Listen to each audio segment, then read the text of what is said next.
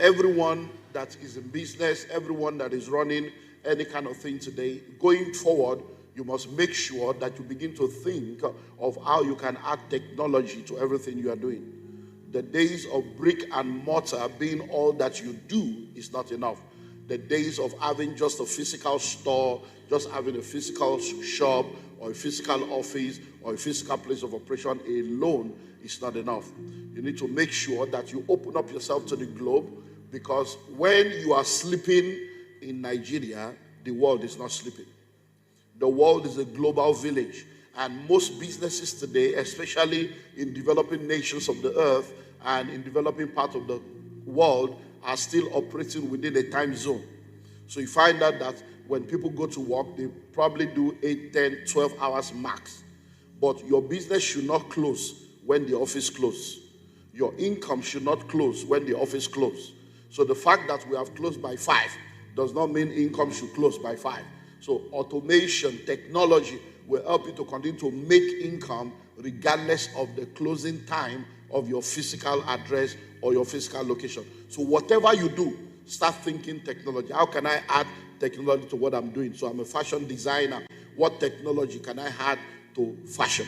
Because if I'm using the normal sewing machine where I have to use my hand and my leg, that's a level. But there is another kind of machine that is electronic that can actually now give me speed and accuracy. And then there is another kind of machine that does not even require me to be involved. I design my patterns on a laptop. I do the designs. I make that connection to the machine. I press a button and the machine does the sewing. And on the other side, the finished cloth comes out. So you begin to look in that direction of how to automate everything you do in order to ensure that speed becomes a part of what you do. So tell your neighbor, say, neighbor, what do you presently do? And what technology can you add to what you are already doing? That's an assignment for your life. Go back, sit down, and begin to think about it. Call your team together. If you have what we call the business development unit of your company, quality control, research and development, whatever name you call it, think tank, get people together and begin to think and say, okay, this company, this business, this thing that we're doing in the next 5 years, in the next 10 years, in the next 15 years, can technology replace us? What are the part of the things we're doing right now that technology or disruptions can come and we'll find ourselves out of the market, and begin to prepare for that? It's very, very important. So when we talk about the need for speed, an example can be an author. So as an author, you can write a book. And when you write a book, you take the book and you supply it to bookstores, and then people begin to buy the book. So what that means is that in order for you to sell, someone must physically come to your office or physically go into a bookstore in order to buy the book. That's one level. But that's not enough. You can now move to the next level where you can actually now have a website, and then the books are now available on the website, and people can then order for the book from anywhere in the world, and then you can now ship the book to them or mail the book to them.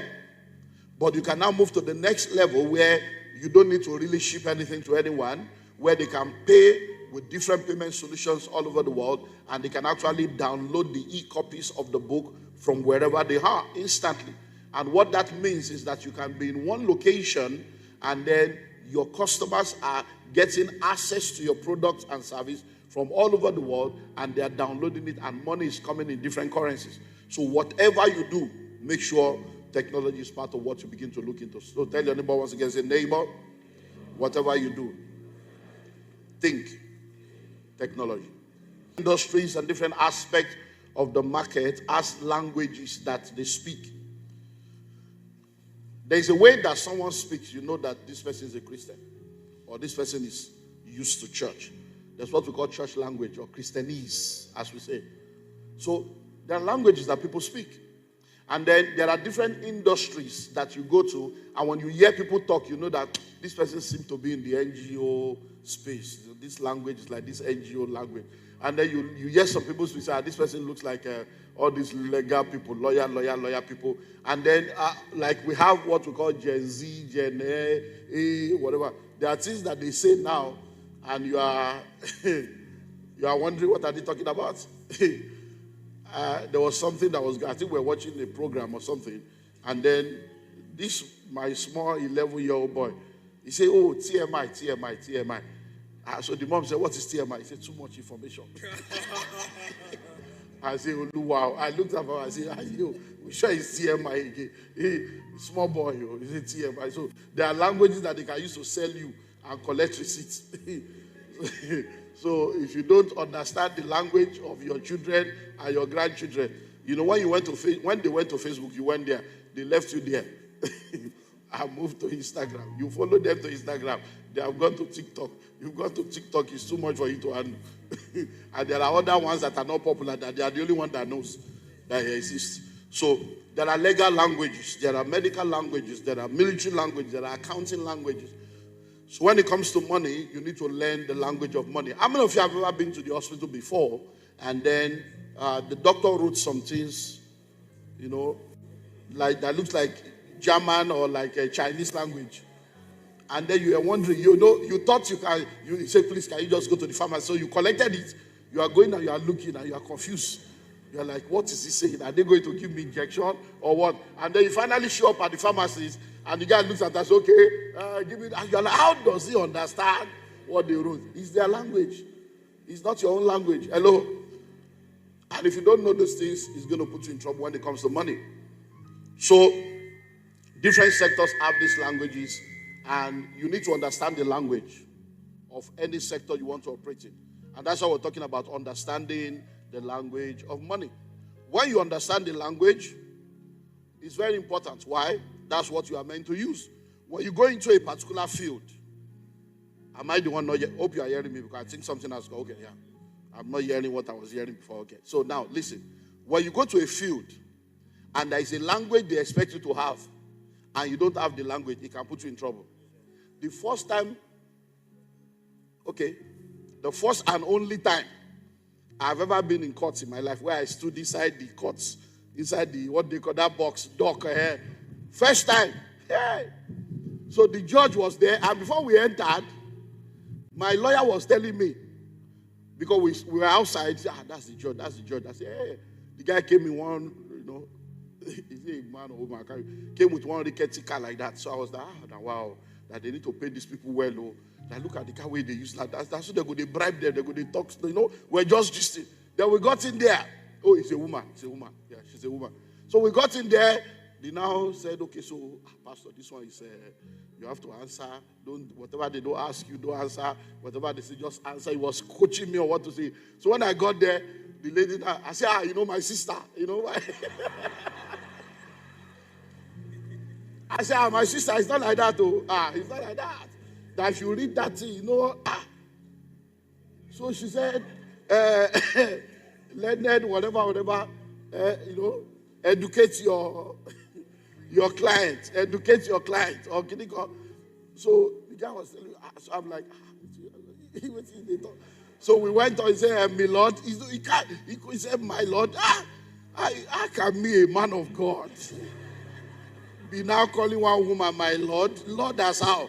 Number one, I'm a man of God. Do you understand? Number two, we are in a patriarchal society. I'm a man, you're a woman. You know that kind of, my Lord. Lord, that's how. Lord of what? Are you Lord of Ajasa?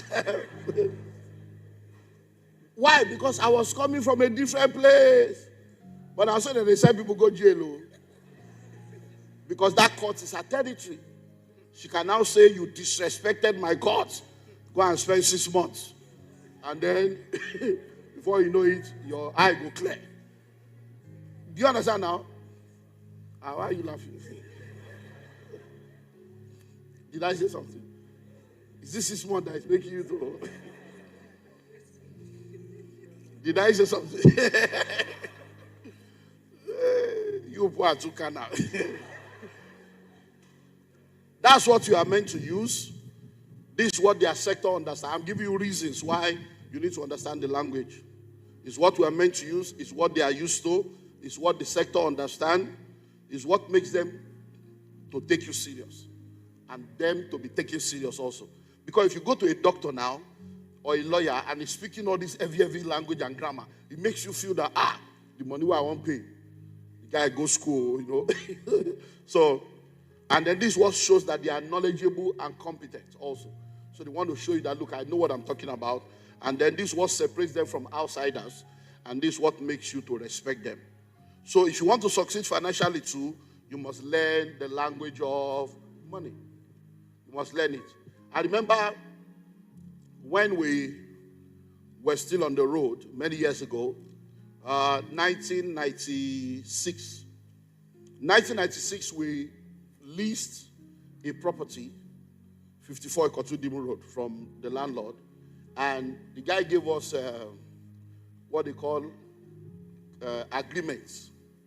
And then the agreement that he gave us, he actually told me, he said, Pastor, so this is the agreement, give your lawyer to check, and then so that people will sign and bring it. So even the money, when we did pay rent, it took us months gathering the money.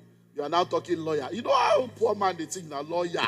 I never see money paid and a lawyer will go give money to. Because that's poverty. So it's poverty thinking.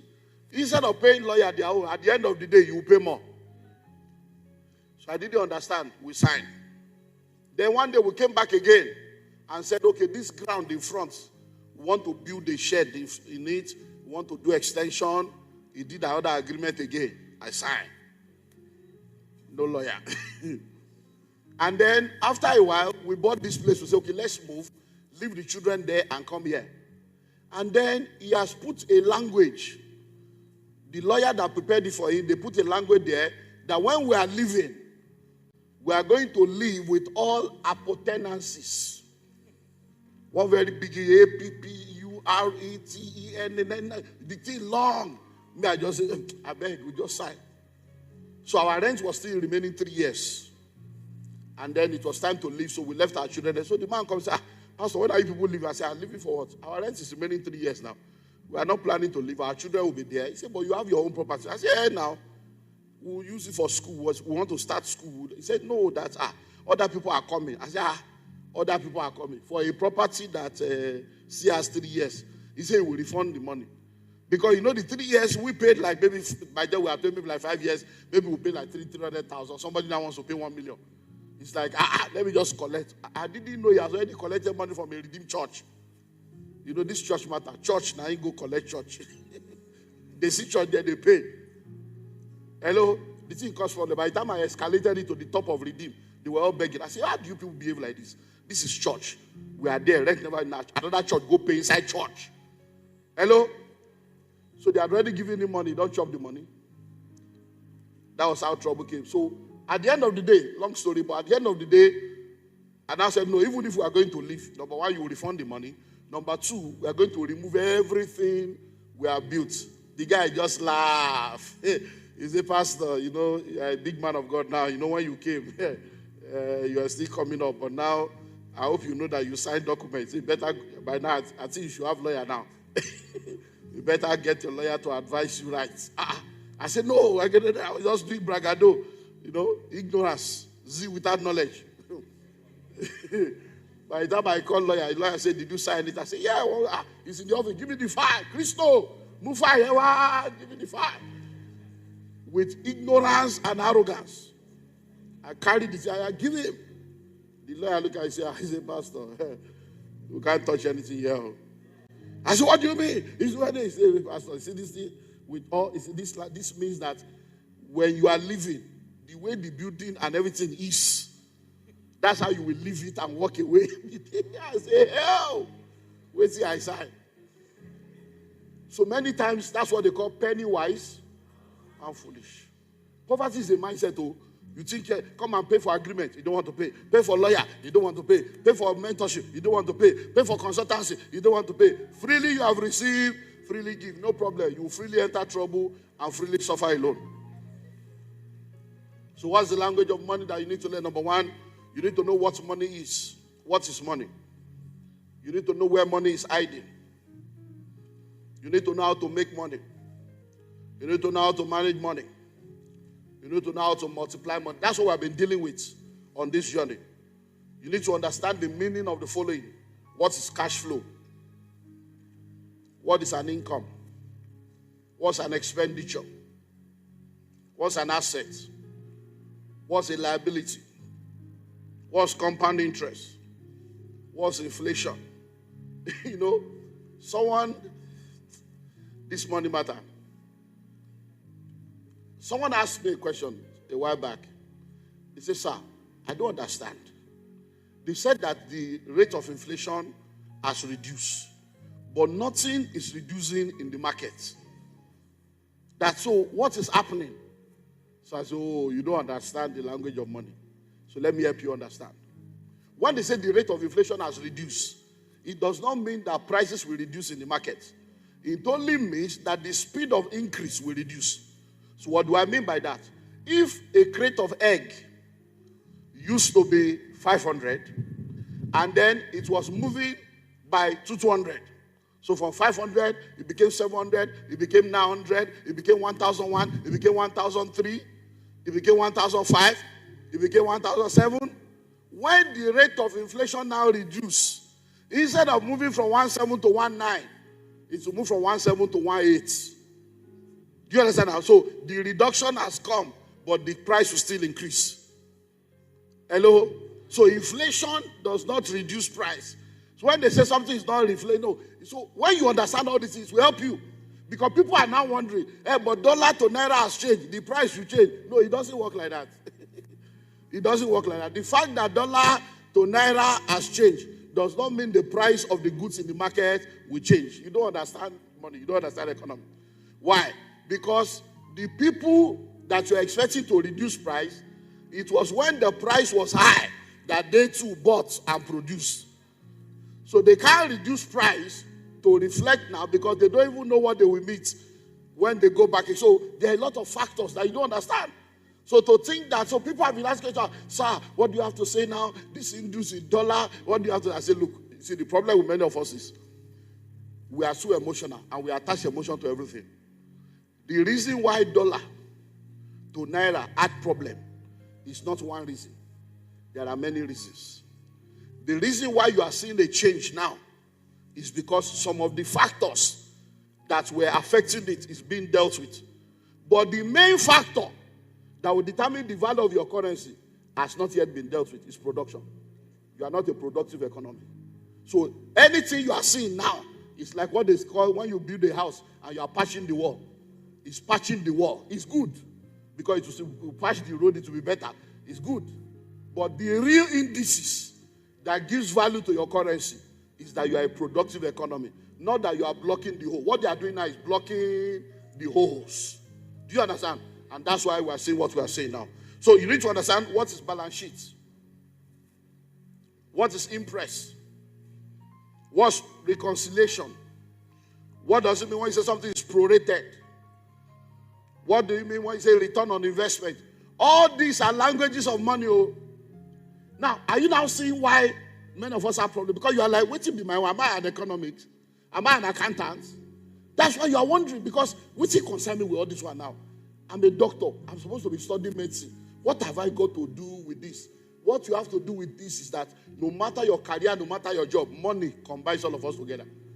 So as long as you are thinking of making money, you must understand money. Hello? This money matter. It combines all of us together. So you need to read books on finance. If you are a business person, you need to go for short courses. Finance for non-finance professionals or finance for non-finance entrepreneurs. So that at least you understand when the accountant will prepare the book or the auditor will bring, you understand how to read financial statements. How to even be able to know whether you are doing well or not. Because most of the time, as I consult for different people and we do a lot of mentorship for different business people, I see that people have good intentions. They have good heart, they are honest, they are sincere, but they are sincerely wrong. And sometimes, because they don't know how to look at these things, they will now begin to think there is village people. There is no village people. In some of the things you are going through, it's just lack of understanding. Now, I did something with someone recently, and we're dealing with issues. I said, look, but I don't understand. We are making more money, but we are nothing is changing. we're in trouble. But look at you. I said, no, you are not. Your turnover has been increasing over the last 3 years, but your profit has been reducing. Turnover is vanity. It's not your money. The only sanity is profit. So you are doing more turnover-wise. Your account is reading, but the profit is reducing. So you are actually losing money in the last 3 years, even though you are having more money in the bank. You say, but how? I say, because you have refused to increase the price of your product, because even though things are changing, you are emotionally attached to your customer. And the customers you are emotionally attached to, they already know that prices have changed, and they are wondering how you are doing your own. But you are wondering whether if I change, they will go. But let me tell you something. In order for you to succeed in business, you must differentiate charity and church mind from business mind. Hello? And then it was So I gave him a story of another person in the same mentorship, the Billionaires Conclave, that owns a restaurant. And when they contacted me last year and said, this is what I'm going to, I said, increase your price. I said, increase your price astronomically. What do you mean? What is astronomically? I said, you know why? I said, because within the next 1 year, the level of inflation and the level of change that will happen, you will need to increase price like 4 times. So to save yourself, increase it once, make it major, and cut this, cut that, cut that. And the guy looked at me and said, that this. I said, you know what? Well, I'll mention the name of his company. The business is called Celebrity Fried Chicken. It's in Abuja. It's my guy. It's one of my mentees. I said, the name of your company and your business even support what you are doing. It's Celebrity. So I said, increase it. I said, because price will not reduce, pepper will not reduce, oil will not reduce, everything will not reduce. I said, increase it high. So that anybody that wants to come must be a celebrity. And then you'll be making money. So the guy said, I don't have to talk to my wife on this one. I said, well, no problem, if you're ready. So they obeyed. He's thanking me now. Because people left. They will always leave. They left, and then they started coming back. Because the value of what you are offering is better. So keep your value intact. Don't reduce. Because what people normally do is because they don't want to increase price, they will now reduce value. You will now lose on every front. That's what people do. So as a consultant, we tell people, look, fake people cannot be bold, and genuine people are fearful. It can't happen. My wife is sitting down here. We had the same discussion. And I said, babe, think about it. How many shea butter will you sell? How many cartons of shea butter? And then the shea butter you are doing, if I buy a jar, before I return for another jar of shea butter, maybe next year, maybe 6 months' time. Because somebody may buy one like Vaseline, and you are there for the next 1 year. I saw the return. She has increased it now. She's smiling. She's smiling. What if they reject it? I said, if they reject it, they don't know the value of what you have. Yes or no is the answer. I said, all you need to do is communicate. That as a major, we are informing you based on the market. We are going to be, so this is the final time you are getting at this price. The next supply will be at this price. And they said, no problem. Of course. The way the economy is going. Everybody knows. You are the one being emotional. Do you understand that now? So many of you go and do the needful. You know the problem with some of you? You are so arrogant about customer that you want to say I have 50 customers and you are poor. Is it not better to have 5 serious-minded customers that are like correct, that you will not waste time? So if you are not working, you know you are not working. What is the purpose of working from morning to night? You can't see your wife, you can't see your children. Your health is in trouble. And after you do that, you will now get 600 naira. Is it not better to do 2 hours, have only 1 customer, and get 4,000, and sit down and read your Bible and do evangelism and do homework with your children and enjoy your family? All this your grigagaga. Collaboration is the new competition.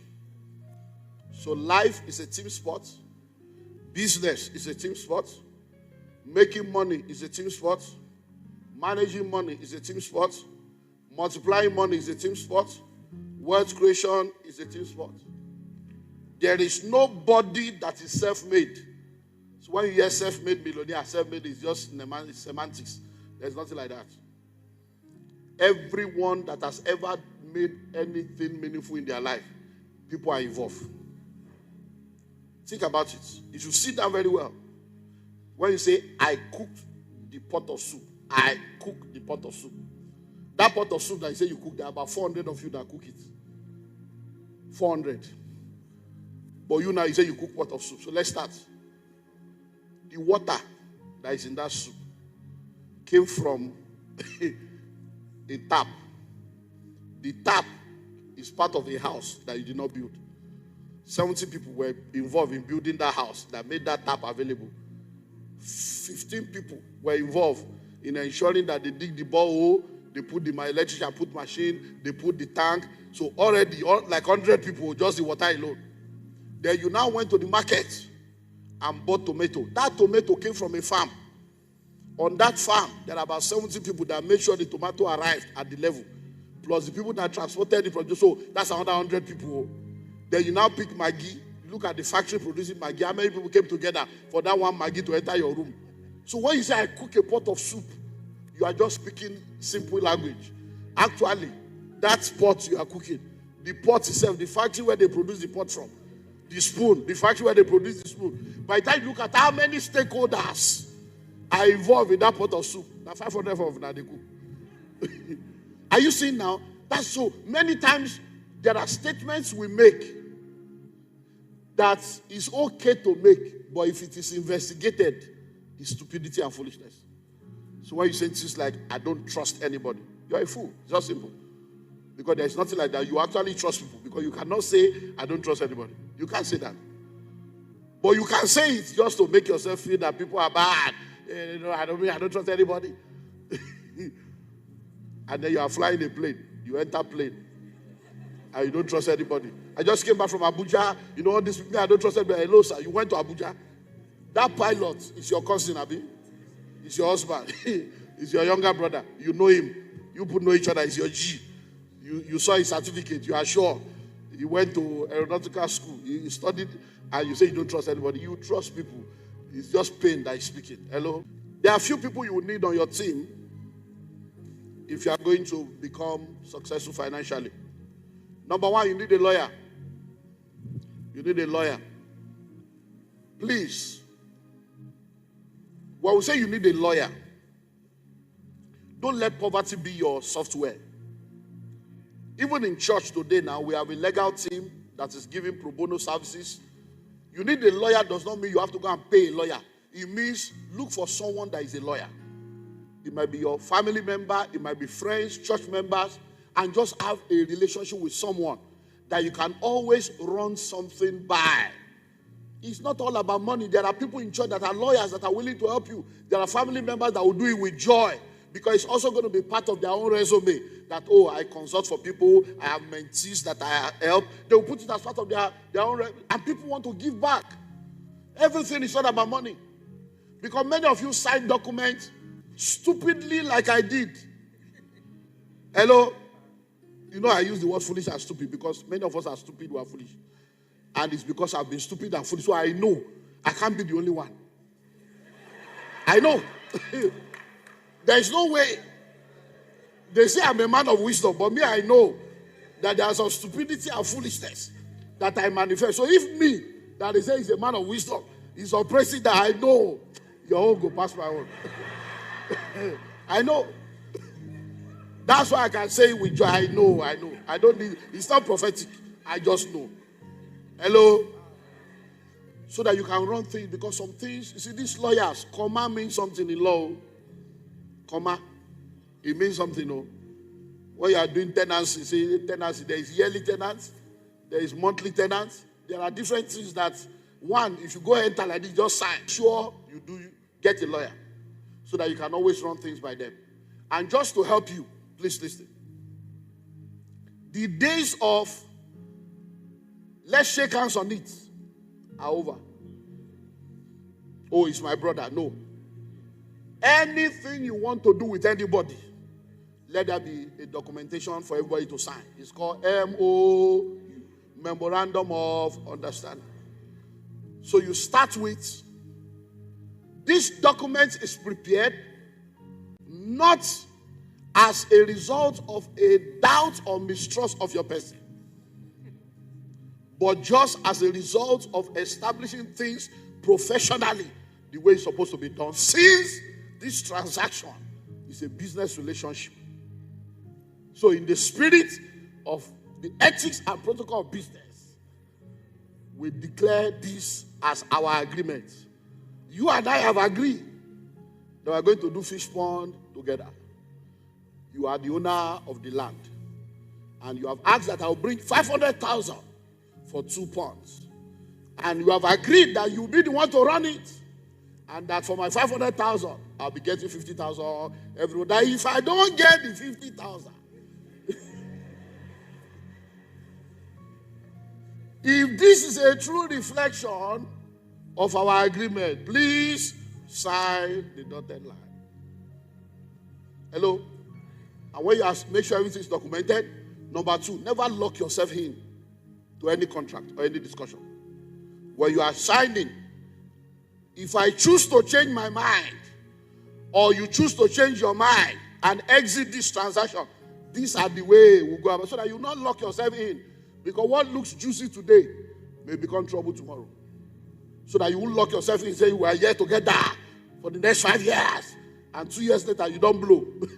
You can't have time for that kind of elementary thing now. You now say, you want to come out. You can't come out. That's why many of those things you hear, he said they are using them. They are not using them.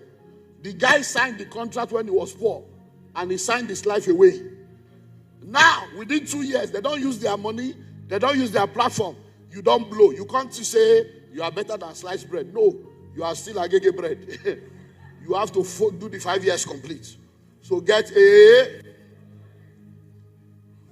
Number 2, let me say one more thing about law. That's about law. Anytime you are doing business or doing any transaction with anybody, no matter how beautiful the discussion and how beautiful the opportunity, let your mind already be in court. Hello? Stephen Covey, in the 7 habits of highly effective people, gave us the 7 habits. And one of the habits is begin with the end in mind. Begin what? With the end in mind. So this relationship, if it turns sour, am I protected?